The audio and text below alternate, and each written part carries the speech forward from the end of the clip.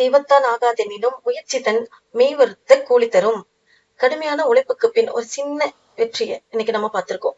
அந்த வெற்றியை கொடுத்த என் அன்பு வாடிக்கையாளர்களுக்கு ரொம்ப நன்றிங்க. ஈரோட்டின் சிறப்புகளின் ஒன்றான முதன்மை இடத்தை பிடித்திருக்கக்கூடிய மசாலாக்களின் இளவரசியான மஞ்சள் பற்றி பார்க்கலாமா? மஞ்சள்களின் அறுவடை காலம் சரியாக 10 மாசம். கேட்கும் போதே மெய் சிலிர்க்க வைக்குதா? ஆனா இவ்வளவு அற்புதமான மஞ்சள்ல இருந்து கிடைக்கக்கூடிய மஞ்சள் தூள் நம்ம கைக்கு வந்து சேர்றதுக்குள்ள இடையில நடக்கும் கலப்படங்களை சொல்லவே முடியாதுங்க. அதனாலதான் நாம இப்போ மஞ்சள்ல இருக்கக்கூடிய எண்ணெய் பதமும் குர்குமின் அளவும் சரியாக மக்களிடத்துல போய் சேரணும் அப்படிங்கிறதுக்காக மஞ்சள் தோட்டத்துக்கே வந்திருக்கோம்.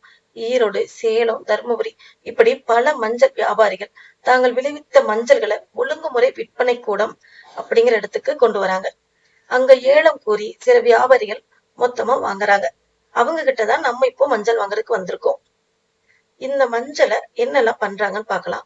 மஞ்சள்ல இருக்கக்கூடிய தூசி, மண்ணு இதெல்லாமே கிளீன் பண்றதுக்காக பாலிஷ் பண்றாங்க. அதுவும் டபுள் பாலிஷ் பண்றாங்க. அதுக்கப்புறம் மஞ்சளை பிரிக்கிறாங்க. சமையலுக்கு ஏத்த மாதிரி மஞ்சள், குளிக்கிறதுக்கு ஏத்த மாதிரி மஞ்சள், அப்புறம் காப்பு கட்டுறதுக்கு, கோவில்ல கங்கணம் கட்டுறதுக்கு, அந்த மாதிரி தனித்தனியா மஞ்சளை மினி, ஸ்மால் அப்படி பல வகை பேர் வச்சு பிரிக்கிறாங்க. இதுல நமக்கு தேவையான முதல் தர மஞ்சளை நாம இன்னைக்கு வாங்கிட்டு கிளம்பிட்டோங்க. அடுத்த வீடியோல மஞ்சள் அரைக்கிறத பத்தி பார்க்கலாம். இதுல உங்களுக்கு ஏதாவது தகவல் தேவைன்னா எல்எல்ல மெசேஜ் பண்ணுங்க.